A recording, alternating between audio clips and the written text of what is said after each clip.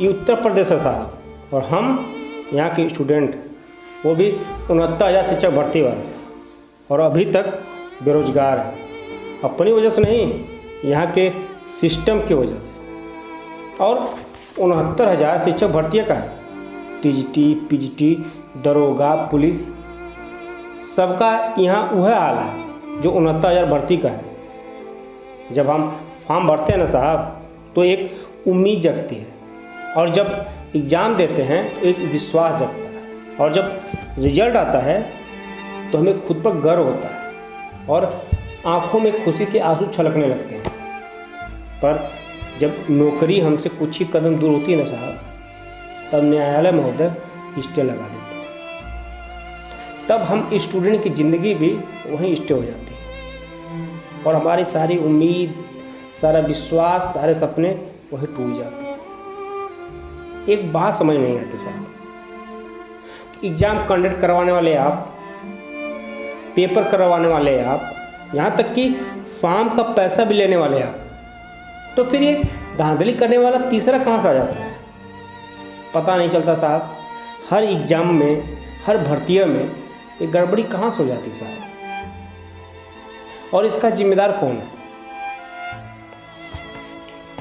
मैं पूछता हूँ, क्यों ये सिस्टम इतना नपुंसक हो गया है कि एक छोटी सी धांधली तक नहीं रोक पा रहा है?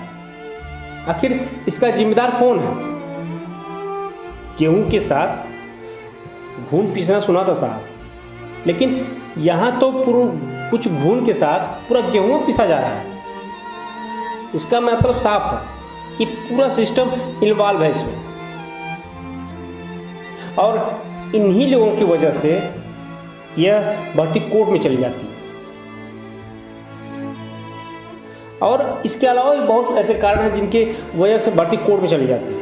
अनेकों ऐसे उदाहरण जिनकी वजह से कोर्ट में भर्तियाँ चली जाती हैं और उसी जगह स्टे लग जाती है। आखिर इसका जिम्मेदार कौन है? किसकी गलती है साहब? आप कहते हैं ना कि हमारे यहाँ योग्य अभ्यर्थी नहीं मिल रहे हैं साहब। हम अभ्यर्थियों के ना ऊपर उंगली उठाने से पहले एक बार अपने अधिकारियों को भी थोड़ा परख ले कि वो योग्य है कि नहीं, वो इस काबिल है कि नहीं कि एक भर्ती क्लियर करा ले, क्योंकि उन्हीं लोगों की वजह से ये सारी भर्तियां कोर्ट में चली जाती हैं। एक पेपर तक ठीक से नहीं करवा पाते हैं ये लोग, ना ही उनकी विज्ञप्ति क्लियर होती है, ना ही उनका कट ऑफ क्लियर होता है, ना ही प्रश्न पत्र सही होते हैं। आप ही बताइए, आपके अगर अधिकारी इतने ही योग्य होते तो कोर्ट भर्ती में जाते ही क्यों? आखिर ये गलती किसकी है? और रही हमारी योग्यता की बात, तो उसके बारे में हम बता दें आपको कि मिर्ज़ापुर का डायलॉग सुना है आपने?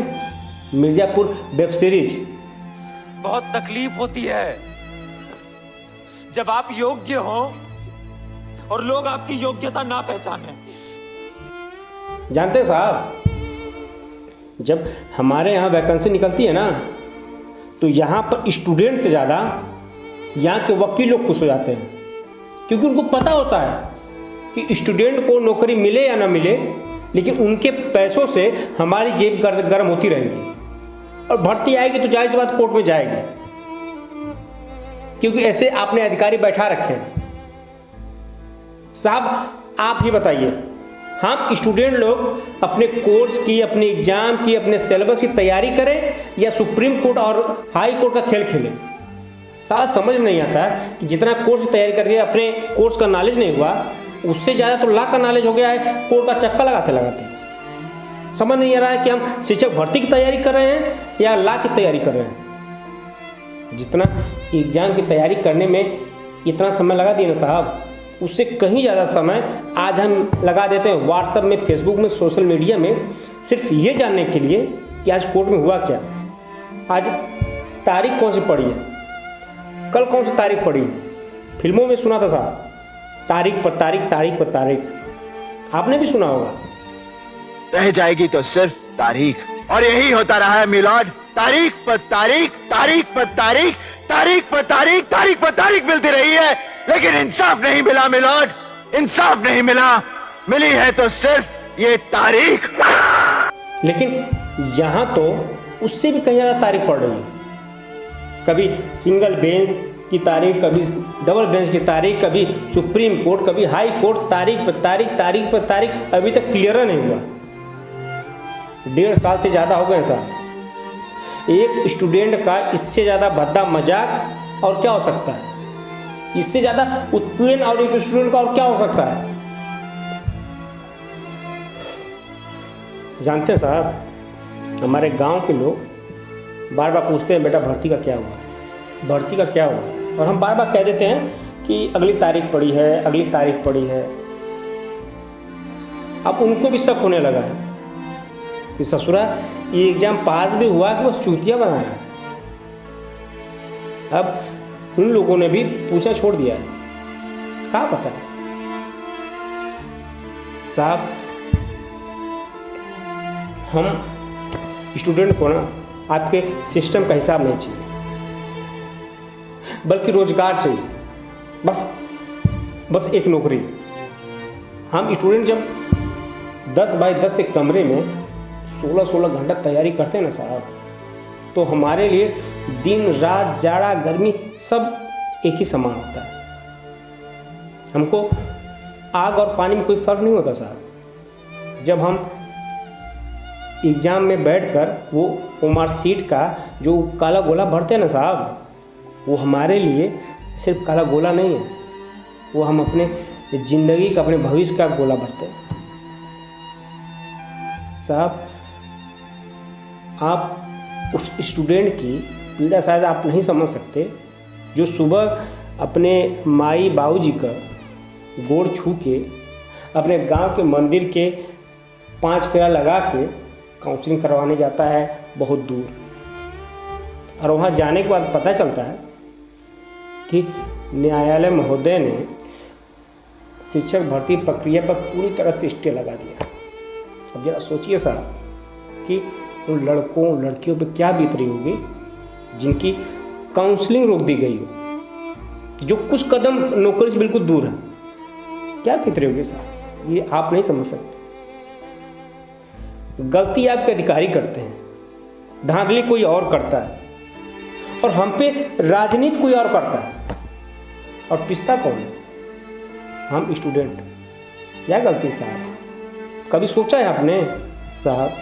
अब तो लगता है कि आपकी सिस्टम की रेखा और हम स्टूडेंट की रेखा दोनों समांतर है, क्योंकि ना तो आपका सिस्टम हमें नौकरी दे पा रहा है और ना हम स्टूडेंट को नौकरी मिल पा रही है साहब। उन्हीं में से कुछ स्टूडेंट ऐसे होते हैं जो डिप्रेशन का शिकार होकर गलत कदम उठा लेते हैं और अपनी ज़िंदगी से जान गंवा देते हैं।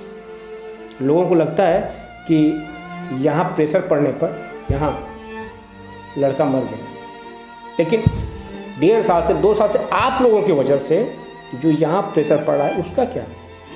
उसका तो कोई रिकॉर्ड ही नहीं है, उसकी कोई बातें नहीं कर रहा। काश स्टूडेंट की पीड़ा मापने का भी कोई यंत्र होता साहब। काश कोई ऐसा मीटर होता जो हमारी भावनाओं को, हमारी संवेदनाओं को, कोई रिएक्टर स्केल होता जिस पे दर्शाया जाता। आज तक स्टूडेंट की पीड़ा मापने का कोई उपकरण बना ही नहीं सकता। इसलिए एक स्टूडेंट ही दूसरे स्टूडेंट की पीड़ा समझ सकता है, बाकी और कोई नहीं साहब। आपने तो इंटरव्यू में कितनी बार कह दिया कि 1 हफ्ते में नियुक्ति पत्र, 15 फरवरी नियुक्ति पत्र, 1 महीने नियुक्ति पत्र, पर साहब हम स्टूडेंट की जमीनी स्तर पर आपने क्या किया? छात्रों को रोजगार के नाम पर सिर्फ वोट बैंक बना कर रख दिया आप लोगों ने, सिर्फ वोट बैंक। अरे हम पूछते हैं, जब हम आपके राजनीति का हिस्सा नहीं हैं तो आप हम पे क्यों राजनीति करते हैं? काहे राजनीति करते हैं? मैं पूछता हूँ, कब तक आप हम लोगों की भावनाओं को मजाक उड़ाते रहेंगे? आखिर क्यों हम स्टूडेंट की संवेदनाएं आपके लिए मजे खेल की तरह है? हमें नहीं पता साहब हमारे लिए कौन बड़ा है, कोरोना वायरस या बेरोजगारी। हमारे लिए दोनों एक जैसे हैं। आपको नहीं पता होगा साहब कि एक स्टूडेंट कुछ सर्दी जुकाम बुखार से ज़्यादा ना ये पेपर की चिंता होती है अपने। और जब ज़िंदगी ऐसे चौराहे पर खड़ी हो ना साहब, तो काढ़ा भी पानी लगने लगता है।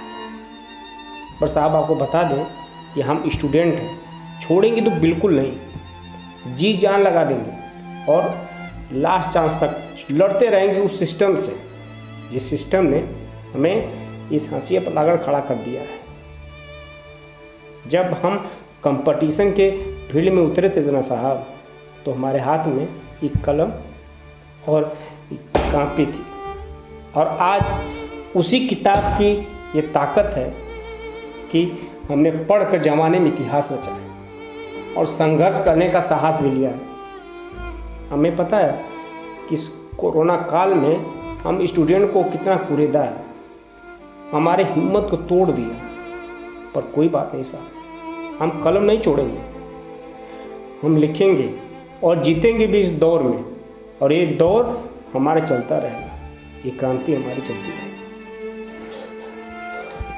और हाँ साहब, अगर अब आपके सिस्टम से अब अगर कोई स्टूडेंट अपनी ज़िंदगी से हार गया ना, तो साहब आपसे ये हमेशा सवाल पूछा जाएगा कि आखिर इसका जिम्मेदार कौन है। और आपके सिस्टम पे हमेशा सवाल खड़ा होगा, कब तक हम स्टूडेंट की ज़िंदगी से खिलवाड़ होता रहेगा, आखिर कब तक, आखिर कब तक। और इसका जवाब आपको देना पड़ेगा।